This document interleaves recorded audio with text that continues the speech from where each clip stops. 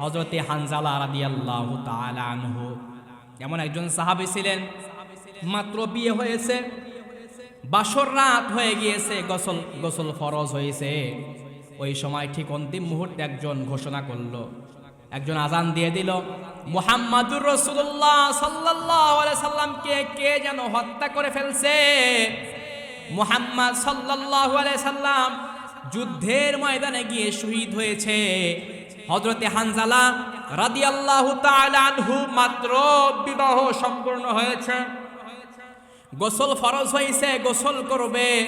যখন তার কর্ণকোহরে রাসূলের শহীদের খবর তার কর্ণকোহরে পৌঁছায় গেল, কে যেন বলল, হায় হায়, দুনিয়াতে আর নবী নাই, গোসল করবে। এই কথা যখন তার কানে গেল, সঙ্গে সঙ্গে তিনি তরবারি বার করলেন, ঢাল বাহির করলেন। কোথায় আমার নবী?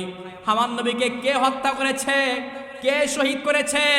উহুদের ময়দানে স্ত্রীকে রেখে গোসল বাদ দিয়ে চলে গেলেন হানজালা রাদিয়াল্লাহু তাআলা আনহু। যাওয়ার পরে রসুলের প্রেম, রসুলের শহীদের খবর শুনতে উনি আর থাকতে পারেন নাই, ঘরে ঘুমাইতে পারেন নাই, উনি আর এক মুহূর্তের জন্য থাকতে পারেন নাই, চলে গেলেন। স্ত্রীর কথা ভাবলেন না, ভবিষ্যতে কি হবে এটাও চিন্তা করলেন না। ঢাল তরবারি নিয়ে যুদ্ধের ময়দানে গেলেন, কাফেরদের বিরুদ্ধে জিহাদ, যুদ্ধ করতে করতে, ইসলামের পক্ষে যুদ্ধ করতে করতে হানজালা রাদিয়াল্লাহু তাআলা আনহু শাহাদাতের অমীয় সুধা পান করে ফেললেন। সুবহানাল্লাহ, শাহাদাতের অমীয় সুধা পান করলেন। অনেক সাহাবী শহীদ হয়েছিল। রাসূলুল্লাহ সাল্লাল্লাহু আলাইহি সাল্লাম বললেন, যারা শহীদ হয়ে গেছে, যারা শহীদি মৃত্যুবরণ যাদের হয়েছে, শাহাদাতের অমীয় সুধা যারা পান করেছে, তোমরা এদেরকে, এ সকল সাহাবায়ে কেরামদেরকে তোমরা ধোয়ান পাকলানো করা লাগবে না, গোসল করানো লাগবে না, ওই অবস্থায় দাফন করে দাও।